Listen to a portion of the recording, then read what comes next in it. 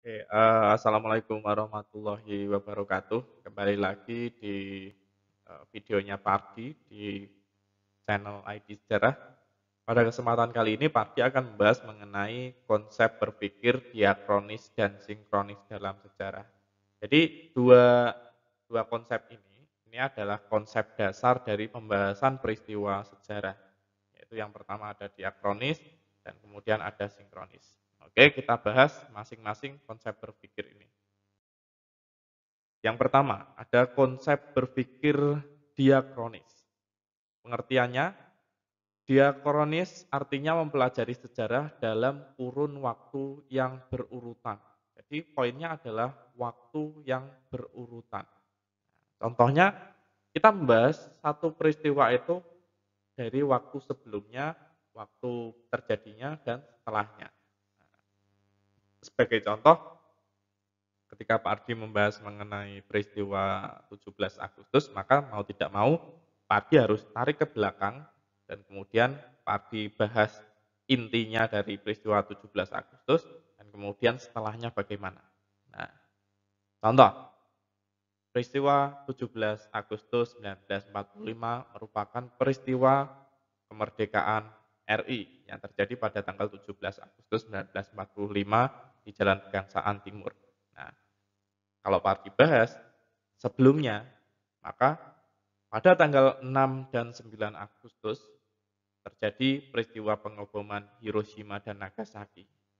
Dua tempat ini adalah wilayah yang sangat vital bagi Jepang karena dua tempat ini, Hiroshima yang dibom pada 6 Agustus 1945 dan Nagasaki yang dibom pada 9 Agustus 1945, keduanya ini memproduksi bahan-bahan seperti bahan-bahan untuk pendukung perang bagi Jepang. Maka ketika dua tempat ini dibom, maka kekuatan Jepang praktis dia menurun sangat drastis.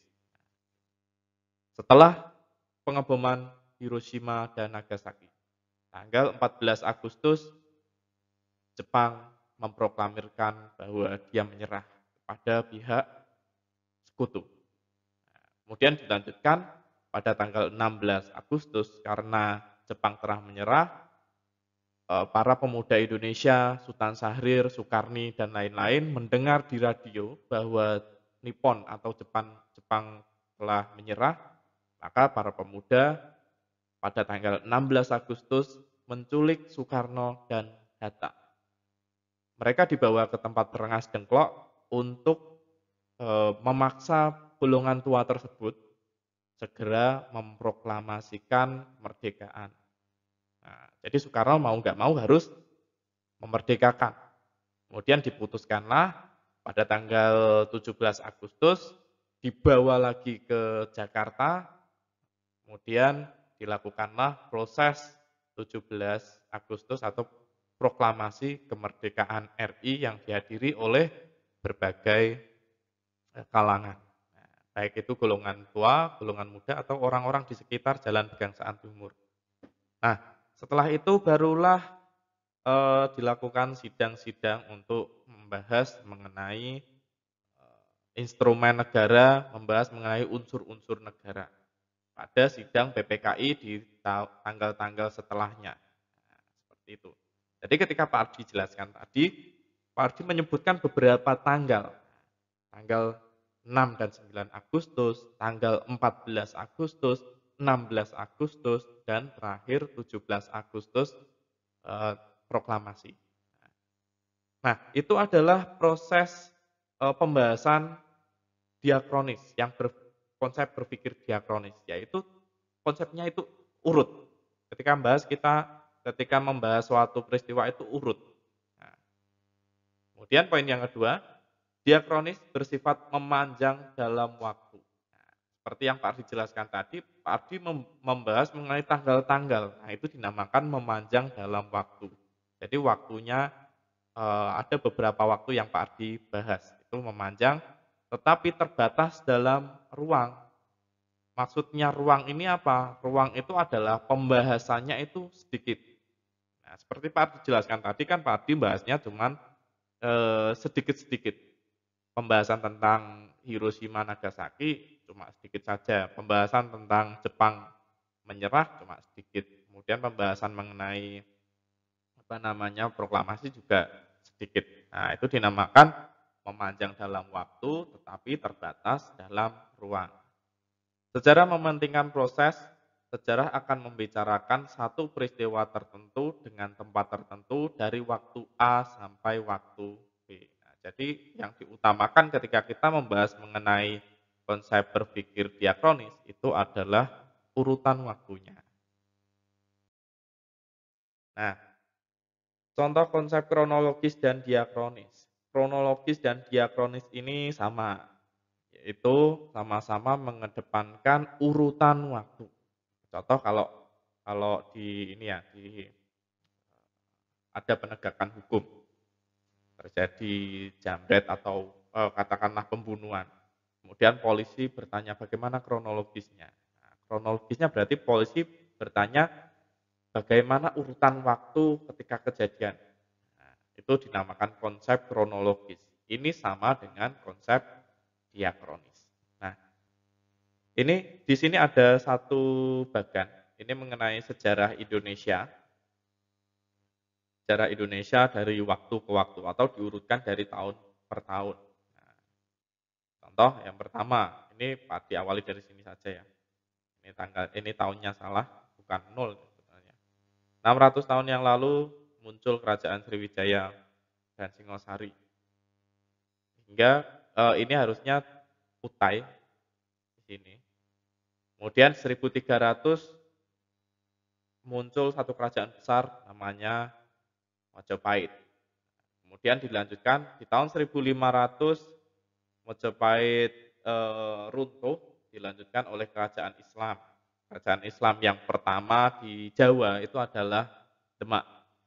Dilanjutkan muncul kerajaan Aceh dan Mataram di tahun 1600. Kemudian dilanjutkan dengan munculnya VOC atau company di tahun 1700-an. Kemudian dilanjutkan dengan munculnya penjajahan Prancis atau dinamakan Republik Batak itu pada tahun 1808 yang dipimpin oleh eranya Daendels. Kemudian di tahun 1811 berganti penjajahan oleh British Government atau penjajahan dari Inggris yang dipimpin oleh Sir Thomas Stamford Raffles. Kemudian dilanjutkan lagi, ternyata Belanda menjajah lagi itu di tahun 1816 atau dinamakan zaman Netherlands atau dijajah oleh kerajaannya. Kalau kalau VOC itu kongsi dagang, kalau zaman Netherlands ini penjajahan dari kerajaan Belanda. Kemudian sampai tahun 1942 pecah Perang Dunia Kedua, wilayah Asia Tenggara kemudian dikuasai oleh Jepang termasuk wilayah Indonesia atau dinamakan zaman Nippon. Tahunnya berapa? Tahun 1942. Belanda menjajah selama 3,5 abad, sedangkan Jepang menjajah selama 3,5 tahun hingga 1945 Indonesia merdeka hingga sekarang. Nah, kalau kita perhatikan di sini pembahasannya Pak Ardi mengenai urutan kronologinya, itu Pak Ardi urutkan per tahun-tahunnya. Nah, ini dinamakan konsep diakronis.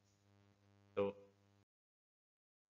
Contoh konsep kronologis dan diakronis ini peristiwa kemerdekaan Indonesia 17 Agustus 1945. Seperti tadi ya. Kemudian konsep sinkronik. Nah, konsep sinkronik. Apa itu konsep sinkronik? Konsep sinkronik adalah mempelajari peristiwa peristiwa sejarah. Nah, ini pada kurun waktu tertentu. Ada kurun waktu tertentu saja yang dibahas hanya satu tanggal saja atau satu tahun saja. Kalau konsep diakronik tadi, Pak Ati bahasnya per tanggal sekian, tanggal sekian, tanggal sekian, tanggal sekian. Tapi kalau sinkronik ini pada kurun waktu tertentu. Contoh, nah ini contohnya. Contohnya tentang tragedi G30 SPKI. G30 SPKI kalau Pak Adi membahas secara sinkronik, itu yang dibahas pada tanggal itu saja. G30 SPKI ini gerakan 30 September garis miring PKI. Nah, terjadi pada tanggal berapa? Ini ada dua pandangan ya. Ada yang menganggap tanggal 30 September, tapi ada juga yang menganggap pada 1 Oktober.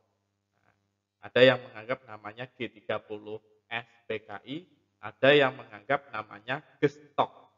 Nah, Gestok itu gerakan 1 Oktober. Nah, itu sama sebenarnya. Nah, cuman perdebatan namanya saja. Ini Pak Dwi jelaskan ya, tragedi G30 SPKI dengan konsep sinkronik. Ketika kita bahas konsep sinkronik, yang dibahas pada hari itu saja. Nah, pada 30 September saja atau 1 Oktober. Pak dibacakan, pada saat itu terjadi penculikan dan pembunuhan 7 jenderal tentara dari Angkatan Darat dan beberapa orang lainnya. Soeharto pada saat itu diperintahkan untuk mengambil alih tentara dan menyelamatkan Soekarno. Soekarno berhasil menuju Istana Presiden di Bogor. Soeharto eh, bersama anggota dari Angkatan Darat, kemudian ia pimpin dan berhasil mengontrol semua fasilitas yang sebelumnya diambil alih oleh pelaku G30 SPKI. Jadi dari apa yang Pak Ardi jelaskan tadi, itu menjelaskan satu tanggal saja, di tanggal 30 September atau 1 Oktober saja. Nah, jadi bisa membedakan ya, kalau diakronik itu urutan waktunya, kalau sinkronik ini satu waktu saja.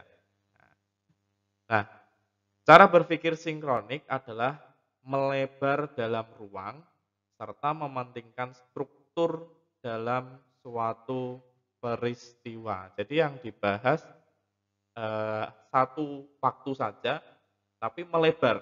Pembahasannya itu 5W plus 1H. Nah, 5W plus 1H apa? What, where, when, who, why, dan how. Nah, ini bisa dipakai sebagai kerangka artikel sinkronik. Nah, kira-kira seperti itu. Nah, ini adalah bagian dari perbedaan konsep diakronik sinkronik. Kalau diakronik tadi, kalau ini waktu ya, ini waktu, dia itu memanjang. Dia itu memanjang. Nah, tapi kalau sinkronik, dia membahas di satu waktu saja. Nah, kalau waktunya ini ya ini saja. Nah, kira-kira seperti itu. Oke, videonya cukup sampai di sini saja. Kalau ada yang perlu ditanyakan, silahkan komen. Oke, cukup sekian. Wassalamualaikum warahmatullahi wabarakatuh.